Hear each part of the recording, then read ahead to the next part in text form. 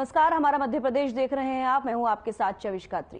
कांग्रेस के पूर्व राष्ट्रीय अध्यक्ष राहुल गांधी की ओर से भारत जोड़ो यात्रा निकाली गई थी, जिसकी सफलतम 1 साल पूरा होने पर भिंड में जिला कांग्रेस कमेटी की ओर से पदयात्रा निकाली गई और आम सभा रखी गई। वहीं इस पदयात्रा में कांग्रेस के सभी वरिष्ठ नेता उपस्थित रहे और कांग्रेस में अंतर्कलह दिखाई दी। जानकारी के मुताबिक कांग्रेस नेता अलग अलग दिखाई दिए। जब पदयात्रा निकाली जा रही थी तब कांग्रेस पार्टी के जिला अध्यक्ष मान सिंह कुशवाहा कुछ कार्यकर्ताओं के साथ पदयात्रा में अलग चल रहे थे। वहीं समापन स्थान पर मंच से भी नदारद रहे। जब इस पर पत्रकारों ने प्रदेश उपाध्यक्ष खिजार कुरैशी से सवाल किया तो वो भड़क गए और पत्रकारों पर उल्टे सीधे आरोप लगाए, जिससे पत्रकारों में कांग्रेस नेता कुरैशी के खिलाफ रोष है।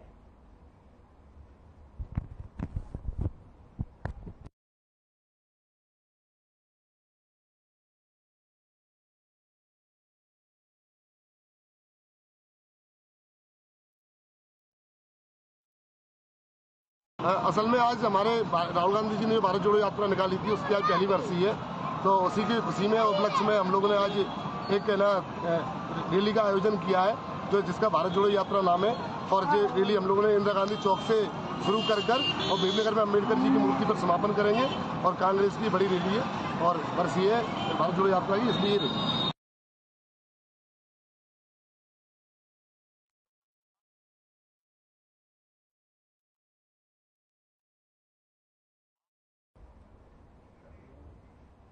बीड़ सिंगाजी मार्ग पर Madhya Pradesh power generating company के द्वारा रेलवे के ठेकेदार से बनाए गए करोड़ों रुपए की लागत के अंडर ब्रिज में दरार पड़ गई है, जिससे पानी निकलकर आ रहा है, जिसके बाद करोड़ों के निर्माण कार्य पर फिर सवाल उठने लगे हैं। साथ ही पानी से अंडर ब्रिज पर तालाब बना हुआ है, जिसके चलते लोगों को भी भारी परेशानियों का सामना करना पड़ रहा है। इस अंडरब्रिज से निकलने वाले 7 गांव की जनता को करोड़ों रुपए खर्च होने के बाद भी इस तालाब के अंदर से निकलना पड़ रहा है। वहीं ग्रामीणों ने इस निर्माण कार्य की उच्च स्तरीय जांच करने की मांग की है।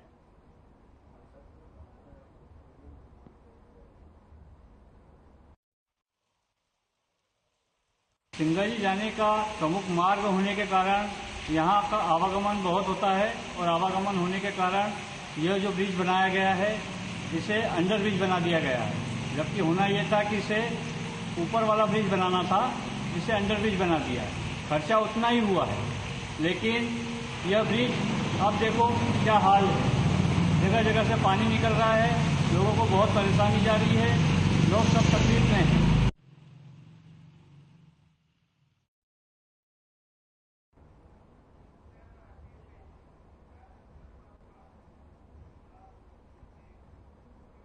स्वास्थ्य मंत्री डॉक्टर प्रभुराम चौधरी ने तेंदुपत्ता संग्राहकों को पैरों में जूते चप्पल पहनाकर जिले में चरण पादुका योजना का शुभारंभ किया। स्वास्थ्य मंत्री डॉक्टर प्रभुराम चौधरी ने रायसेन जिले में लघु वनोपज सहकारी समिति खरबरी, नक्तरा, देवनगर और गैरतगंज से मुख्यमंत्री चरण पादुका योजना 2023 का शुभारंभ किया, जहां आयोजित कार्यक्रम में स्वास्थ्य मंत्री डॉक्टर चौधरी ने योजना के तहत तेंदुपत्ता संग्राहकों के पैरों में जूते चप्पल पहनाते हुए सामग्री वितरित की। साथ ही स्वास्थ्य मंत्री डॉक्टर प्रभुराम चौधरी ने उपस्थित तेंदुपत्ता संग्राहकों को संबोधित करते हुए कहा कि मुख्यमंत्री चरण पादुका योजना के माध्यम से तेंदुपत्ता संग्रह बहनों भाइयों को साड़ी, जूते, पानी की कुप्पी और छाता प्रदान किया जा रहा है, जिससे इनका जीवन सरल होगा।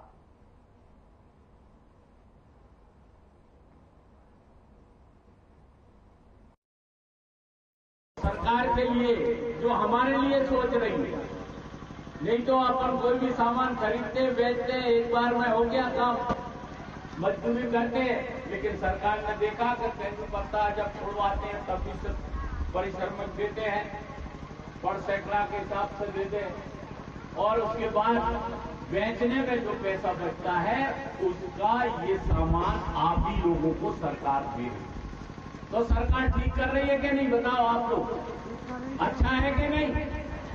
अगर ये दे रहे हैं, साड़ी दे रहे हैं तो अच्छा है कि नहीं?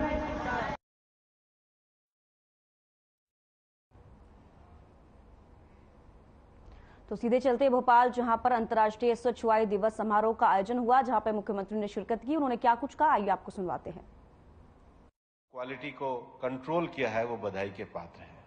मध्य प्रदेश एक ऐसा प्रकृति की तरफ से एक संपन्न प्राकृतिक धरोहर वाला राज्य है, जहां पर बहुत बड़ी संख्या में जल है, जल स्रोत हैं, उसके साथ ही मध्य प्रदेश के पठारी क्षेत्र में भारत के सबसे सुंदर और सबसे अधिकतम आच्छादित वन है। विशेष रूप से मध्य प्रदेश में हमारा Kanha national park, Bandhavgarh national park, Panna national park और पेंच नेशनल पार्क जैसे बहुत सुंदर प्राकृतिक स्थल मौजूद हैं। और इसलिए माननीय मुख्यमंत्री जी, मैं कहना चाहूंगा कि आज आपके नेतृत्व में मध्य प्रदेश के जिन शहरों को वायु गुणवत्ता में शामिल किया गया है, उनका राष्ट्रीय स्तर पर भी एक परफॉर्मेंस है। और इसलिए जब हम जीवन की बात करते हैं तो जीवन केवल संसाधन नहीं होते, प्रकृति अनुकूल जीवन शैली भी है। मुझे अच्छा लगा कि आपने आने के बाद सबसे पहले जो मिशन लाइफ प्रधानमंत्री जी ने ग्लासगो में जब कॉप हुई थी तो दुनिया में कहा था कि मिटिगेशन मेजर्स हैं वो सरकार के द्वारा होते हैं, एडेप्टेशन मेजर्स हैं वो सोसाइटी के द्वारा होते हैं, लेकिन इंडिविजुअल बिहेवियर का भी बहुत महत्व होता है। और इसलिए सस्टेनेबल लाइफस्टाइल के लिए उन्होंने mission life environment friendly lifestyle का उन्होंने मंत्र दिया। और मुझे खुशी है कि आपने भी आज इस कार्यक्रम में आने पे सबसे पहले मिशन लाइफ की जो प्लेज करी वो निश्चित रूप से पर्यावरण के प्रति आपकी संवेदनशीलता और आपके नेतृत्व में पर्यावरण की दृष्टि से बढ़ते हुए मध्य प्रदेश का द्योतक है, जिसका सभी नागरिक जन भागीदारी के साथ पालन करेंगे। भारत ने अपने जो एनडीसीज दिए, नेशनल डिटरमिन्ड जो कॉन्ट्रीब्यूशंस हम दुनिया में देना चाहते हैं, उसमें भारत दुनिया के उन देशों में है कि पेरिस एग्रीमेंट के बाद 2015 में पेरिस एग्रीमेंट के बाद दुनिया के सामने जो लक्ष्य रखे उसमें 3 हमारे क्वांटिटेटिव थे, 5 हमारे क्वालिटेटिव लक्ष्य थे। और भारत दुनिया के G20 में वो एकमात्र देश है जिन्होंने अपने लक्ष्यों को समय से 9 साल पहले पूरा प्राप्त किया। और इसलिए रिन्यूएबल एनर्जी के क्षेत्र में माननीय प्रधानमंत्री जी के नेतृत्व में जो लक्ष्य दिए उसको ग्लासगो में हम लोगों ने उसको लक्ष्य को प्राप्त किया। और शर्म एल शेख में जब कॉप हुई तो हमने एनहेंस लक्ष्यों को भी दुनिया के सामने प्रस्तुत किया। मैं यहां कहना चाहूंगा कि मध्य प्रदेश में शहरी क्षेत्र में भारत सरकार की जो नगर वन योजना है, उस नगर वन योजना के लिए 43 प्रपोजल दिए गए थे, उसमें 27 प्रपोजल को स्वीकार किया गया है। और मैं कहना चाहता हूं कि जो शेष 16 प्रपोजल हैं उनको भी अप्रूव कर दिया गया है ताकि शहरी क्षेत्रों में लोगों को अच्छे नगर वन प्राप्त हो। उसके साथ ही साथ आज देश के सामने इस बात का उदाहरण है कि इंदौर में लार्जेस्ट बायो सीएनजी प्लांट जिसकी कैपेसिटी 550 टीपीडी है, वो एशिया में सबसे बड़ा है। उसके लिए इंदौर के लोगों को भी मैं बधाई देना चाहता हूं। भोपाल में भी सीएनजी प्लांट की जो कैपेसिटी है इको फ्रेंडली विजन के साथ 330 टन का जो भोपाल में, वो भी उनका एक अच्छा कार्य है। और विशेष रूप से जो अप्रोच मध्य प्रदेश के शहरों में वेस्ट टू वेल्थ की जो अप्रोच है, डोर टू डोर कलेक्शन के जो कंप्लीट एग्जाम्पल किए गए हैं, वो भी निश्चित रूप से बधाई के पात्र हैं। और इस क्षेत्र में केवल भोपाल और इंदौर ने नहीं, मैं यहां पर ये कहना चाहूंगा कि सागर में भी इनोवेटिव उन्होंने कंपोजिटिंग प्लांट को अपना लगाया है।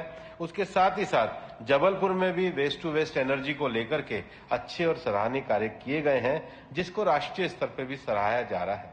और मिशन लाइफ के अंतर्गत, नेशनल क्लीन एयर प्रोग्राम के अंतर्गत हम लोग शहरों में वायु गुणवत्ता को बनाए रखने के लिए solid waste management, plastic waste management, e waste management, biomedical waste management, battery waste management, उसके साथ कंस्ट्रक्शन और डेमोलिशन की जो एक्टिविटी होती है उसके जो वेस्ट हैं, और हमारे मंत्रालय ने बाकी जो छोटे छोटे हमारे शहरी जीवन को प्रभावित करने वाले विषय हैं, जैसे टायर वेस्ट है, उसके साथ ही साथ रबड़ है, और एक्सटेंडेड प्रोड्यूसर रिस्पॉन्सिबिलिटी के लिए हम लोग पॉल्यूटर पेस प्रिंसिपल को लेकर के नई गाइडलाइन को लेकर भी आए हैं। देश में माननीय प्रधानमंत्री जी के नेतृत्व में एक सतत कार्यक्रम चलाया गया है। सतत का अर्थ है कि हम एक ऐसे शहरी वातावरण का निर्माण करें जो सस्टेनेबल हो, अल्टरनेटिव टुवर्ड्स अफोर्डेबल ट्रांसपोर्टेशन, उसको लेकर के हम लोग आगे बढ़े।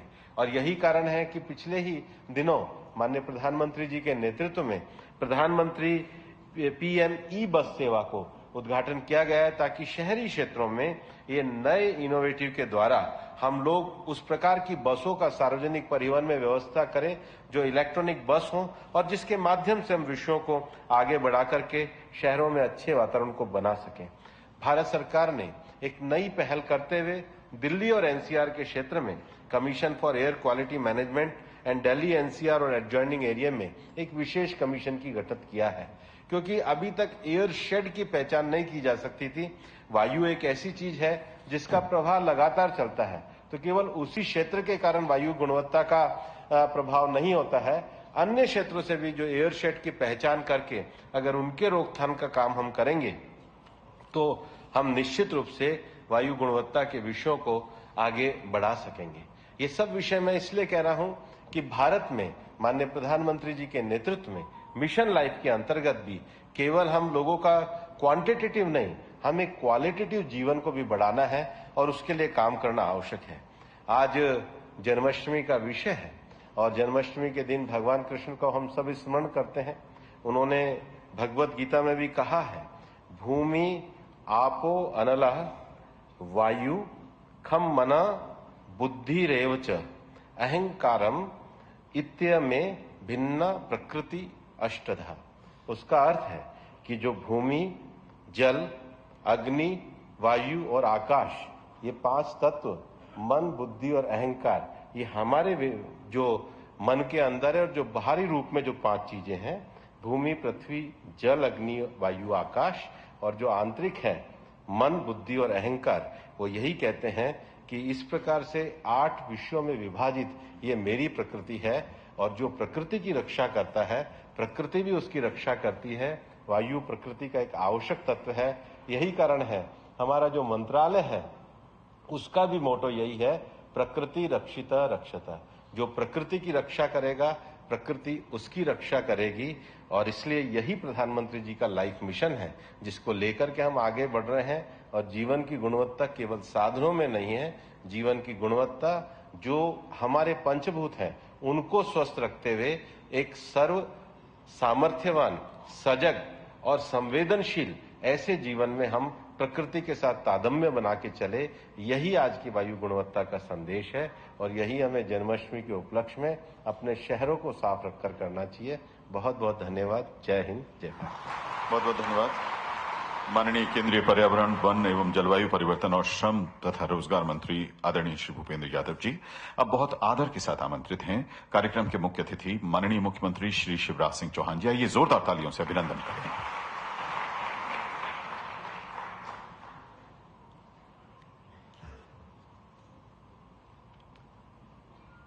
जो पर्यावरण मित्र जीवन शैली अपनाते हैं और आचरण से प्रेरणा देते हैं, ऐसे हमारे केंद्रीय मंत्री आदरणीय भूपेंद्र यादव जी, मध्य प्रदेश के हमारे इस विभाग के मंत्री भाई हरदीप जी, नरेश जी, भरत जी, गुलशन जी, इंदौर आगरा सहित अलग अलग नगरों से आए हुए, मुरादाबाद में हमारे सभी मेयरगण, उपस्थित प्रिय मित्रों, सबसे पहले मैं मध्य प्रदेश की राजधानी, ये भी देश के राज्यों की राजधानियों में स्वच्छतम राजधानी है, तो भोपाल में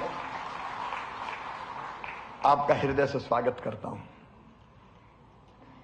जन्माष्टमी की बहुत बहुत बधाइयां।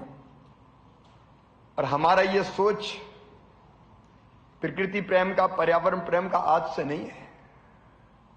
कन्हैया ने भी कहा था, पूजा करना है तो इंद्र को छोड़ो, गोवर्धन की पूजा करो। क्योंकि गोवर्धन में जो जंगल है वो बाकी चीजें तो देते ही हैं, गौओं के लिए घास देंगे, फल देंगे, लेकिन उनके कारण वायु भी स्वच्छ होती है। ये देखिए भारत की माटी में है प्रकृति प्रेम, पर्यावरण प्रेम, ये भारत की माटी में है, भारत की जड़ों में है। भारत ने आज नहीं, हजारों साल पहले कहा, प्रकृति का शोषण मत करो, प्रकृति का दोहन करो। शोषण और दोहन में अंतर है। अगर आम के पेड़ में आम के फल लगे हैं तो फल तोड़ के आप खा लें, यह है दोहन। लेकिन कुल्हाड़ी लेके आपने आम का पेड़ ही काट दिया तो यह है शोषण। प्रकृति से उतनी मात्रा में ही चीजें लो जिसकी भरपाई वो अपने आप कर पाए। ये भारत का मूल है। और मिशन लाइफ के रूप में प्रधानमंत्री जी ने फिर ये मंत्र पूरी दुनिया को दिया है।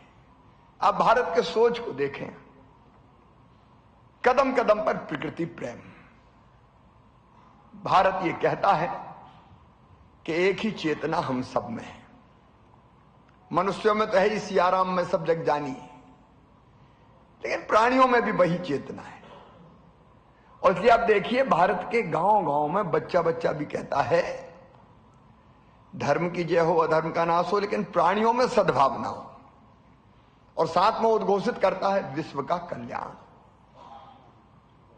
वसुदैव कुटुंबकम हो, आत्मवत् सर्वभूतेषु हो, जियो और जीने दो। यह भारत के इसी दृष्टिकोण को दर्शाता है। और इसलिए प्रधानमंत्री जी ने उसी मंत्र को दुनिया को दिया है, मिशन लाइफ। और मित्रों, प्रधानमंत्री जी जो कहते हैं, देखो बहुआयामी व्यक्तित्व है उनका। मुझे तो कई बार आश्चर्य होता है, इतने सब विषयों पर सोचना और सोच के जमीन को उतारना, यह कोई महामानव ही कर सकता है, साधारण इंसान नहीं कर सकता। और मध्य प्रदेश की कोशिश रही है कि हम इन सब चीजों को धरती पर उतारने का काम करें। भाषण से नहीं, कई चीजें आचरण से सिखानी पड़ेगी। और इसलिए जब भूपेंद्र जी कह रहे थे कि शासन का एक रोल होता है, दूसरा कम्युनिटी का होता है, तीसरा इंडिविजुअल का होता है, मुझे भी ये लगा कि हम वायु प्रदूषण के बारे में बात करें, स्वच्छ वायु रखो, पेड़ लगाओ, पर्यावरण बचाओ, ये केवल भाषण देने से काम नहीं चलेगा। और इसलिए मैंने लगभग 2.5 साल पहले तय किया कि मैं रोज कम से कम एक पेड़ लगाऊंगा। और तब से आज तक रोज, अब एक पेड़ नहीं, पेड़ अब आंदोलन बन गया, अनेकों पेड़ रोज लगते हैं। और प्रधानमंत्री जी भी आचरण से ही सिखाते हैं। मुझे प्रसन्नता है, इंदौर सहित मैं सभी नगरों को बधाई देता हूं कि वायु प्रदूषण, स्वच्छ वायु के लिए जो प्रयत्न किए हैं उनके परिणाम आए हैं। हमारे यहां वैसे भी आज क्षिति जल पावक गगन सबीरा, पंच तत्वों की बात हमारे यहां कही गई है। अब उसके विस्तार में मैं आज नहीं जाऊंगा, लेकिन उसमें से एक समीर है, पवन है, हवा है, एयर है। वो अगर स्वच्छ नहीं रही तो कितने नुकसान होते हैं, ये बताने की आवश्यकता नहीं है। और मुझे कहते हुए प्रसन्नता है कि हमारा इंदौर को तो नंबर 1 में रहने की आदत हो गई है। लगा जब भी कोई कंपटीशन होता है, इंदौर नंबर 1 आ जाता है। लेकिन इंदौर के साथ साथ हमारे बाकी शहर, क्योंकि हम सब भारत मां के लाल, भेदभाव का कहां सवाल। इसलिए अगर मैं केवल इंदौर की बात करूं तो ठीक नहीं होगा। इंदौर को भी बधाई, आगरा को भी बधाई, ठाणे को भी बधाई, अमरावती, मुरादाबाद, गुंटूर, परवाणु, कालाम और अंगुल तृतीय, इन सभी को मैं बहुत बहुत बधाइयां देता हूं। और मुझे पूरा विश्वास कि सारे प्रदेश अपने अपने स्तर पर स्वस्थ प्रतिस्पर्धा करते हुए मानवता के कल्याण के लिए काम करते रहेंगे। मध्य प्रदेश में भी इंदौर के साथ भोपाल को 5वां, जबलपुर को 13वां और ग्वालियर को 41वां स्थान मिला है। और 3 से 10 लाख तक की श्रेणी में सागर को 10वां और 3 लाख से कम वाली आबादी में देवास को 6वां स्थान मिला है।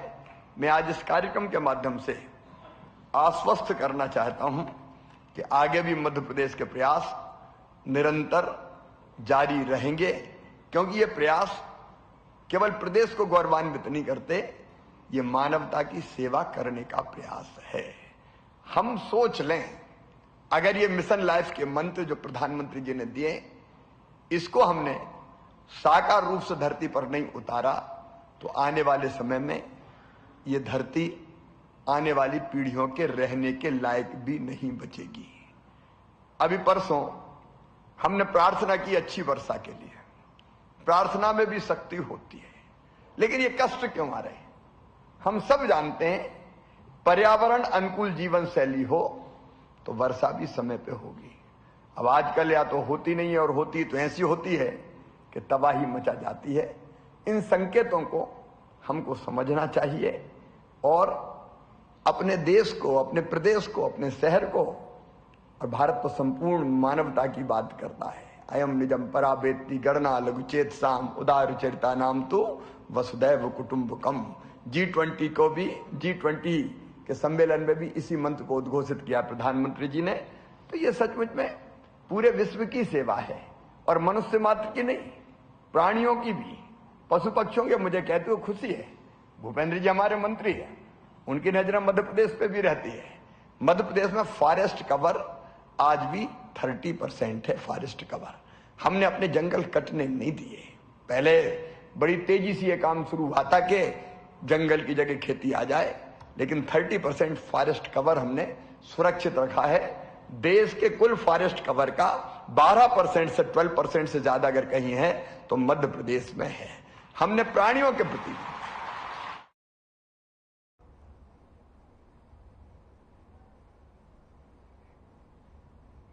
हमारा मध्य प्रदेश में फिलहाल इतना ही। दीजिए इजाजत, नमस्कार।